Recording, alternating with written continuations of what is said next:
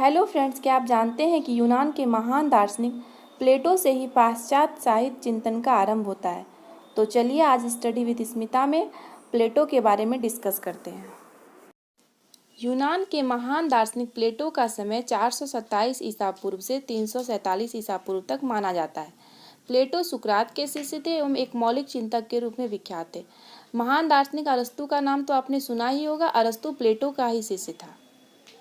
प्लेटो का जन्म एक कुलीन परिवार में हुआ था। उनके माता पिता ने उन्हें अरिस्तोक्लिस नाम दिया था, किंतु उनके लंबे चौड़े शरीर को देखकर मल्ल गुरु ने उन्हें प्लाटोन नाम दिया। प्लाटोन का अर्थ ही होता है चौड़ा चक्र। अरबी फारसी परंपरा में यही नाम अफलातून के रूप में प्रसिद्ध हुआ, लेकिन विश्व की अनेक भाषाओं में उन्हें प्लेटो नाम से ही जाना जाता है। प्लेटो की 28 रचनाओं को प्रमाणिक कृति के रूप में स्वीकार किया गया है, जिसमें 27 संवाद अर्थात डायलॉग एवं 11 पत्रों का एक संग्रह है।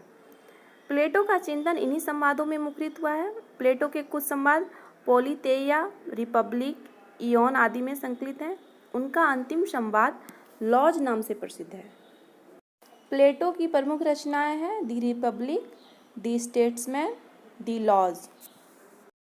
कविता को अनुकरण मानते हुए प्लेटो कहते हैं कि कलाकार वास्तविक जीवन के पदार्थों को उत्पन्न नहीं करते, वे केवल उनकी छायाओं, बिंबों का ही निर्माण करते हैं। आइए अब हम जानते हैं कि प्लेटो के काव्य, कला एवं साहित्य के संबंध में क्या विचार थे। प्लेटो ने काव्य के संबंध में अनुकरण का सिद्धांत प्रतिपादित किया था। इनकी मूल दृष्टि आत्मवादी, सब्जेक्टिव या प्रत्ययवादी थी। इनके अनुसार इस बाहरी संसार में हम जो कुछ भी देखते हैं वह उस अमूर्त प्रत्यय, आइडिया या विचार का मूर्त अनुकरण मात्र है। प्लेटो का मानना है कि कविता सत्य से दुगुनी दूर होती है, क्योंकि यह मूल सत्य के अनुकरण का अनुकरण होती है। प्लेटो मूलतः तो दार्शनिक ही थे, साहित्य शास्त्री नहीं, और उन्होंने काव्य तथा कवि की चर्चा अपने आदर्श राज्य के संकल्पना के अंतर्गत की थी।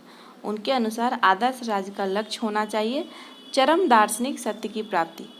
चूँकि कवि या कलाकार मिथ्या अर्थात झूठा, मिथ्या जगत की मिथ्या अनुकृति करता है, अतः वह प्रशंसा नहीं अपितु दंड का पात्र है।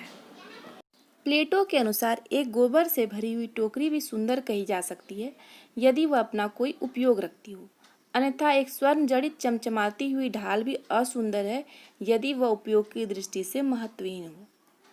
कला के प्रति, साहित्य के प्रति, कविता के प्रति यह जो प्लेटो का दृष्टिकोण था यह उपयोगितावादी था। यानी अगर किसी चीज़ का उपयोग है तभी वह महत्व का चीज़ है, अगर उपयोग नहीं है तो उसका कोई महत्व नहीं है। लेकिन मनुष्य पशु नहीं है, अतः वह उपयोगिता के अतिरिक्त सौंदर्य बोध एवं आनंद को भी महत्व देता है। प्लेटो का यह चिंतन दूषित एवं पूर्वाग्रह से युक्त है। प्लेटो कवि को मूची से भी तुच्छ मानता है, यह उसकी विवेकहीनता को ही दर्शाता है। प्लेटो ने काव्य और कला को दैवी प्रेरणा का परिणाम माना है। प्लेटो कवि के दिव्य पागलपन, डिवाइन फ्रेंजी की चर्चा बार बार करते हैं।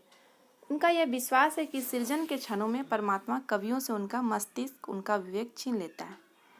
विद्या की देवी म्यूज कवि के भीतर ऐसी कल्पना शक्ति जागृत कर देती है कि वह भावनाओं के वेग में बह जाता है और ऐसी कविता की रचना कर देता है जो एक आदर्श राज के लिए सही नहीं होता है। अतः एक आदर्श राज में कविता या कला का कोई स्थान नहीं होना चाहिए, ऐसा प्लेटो का मानना है। प्रसिद्ध प्राचीन ग्रीक कवि होमर का नाम आपने सुना होगा। होमर की कृतियों इलियड और ओडिसी पर विचार व्यक्त करते हुए प्लेटो ने कहा है कि उनकी कविताओं में, चरित्रों में भावावेश एवं कल्पना की अधिकता है। प्लेटो ने तो यहाँ तक कह दिया कि दुनिया भर के लोगों को झूठ बोलना होमर ने ही सिखाया है। प्लेटो के संपूर्ण चिंतन का आधार है नैतिकता और आदर्श राज्य का निर्माण। प्लेटो के काव्य संबंधी विचारों का सार अगर हम देखें तो इस प्रकार है। कविता मिथ्या जगत की मिथ्या अनुकृति है, अतः कविता सत्य से दोगुनी दूर है। कविता अनुपयोगी है, कवि का महत्व एक मोची से भी कम है। कविता भावों का उद्वेलन कर व्यक्ति को कुमारगामी बनाता है। कविता की रचना दैवी प्रेरणा से होती है। काव्य की कसौटी सदाचरण, ज्ञान, सत्य तथा उपयोगिता है। प्लेटो के इन विचारों से जान पड़ता है कि वह कविता के प्रति असहिष्णु थे। वह राजनीतिक एवं दार्शनिक थे, साहित्यकार नहीं। अतः वह साहित्य के प्रति, काव्य कला के प्रति न्याय नहीं कर पाए। आपको मेरा यह वीडियो कैसा लगा कमेंट करके ज़रूर बताइएगा। Thank you for watching study with Smita.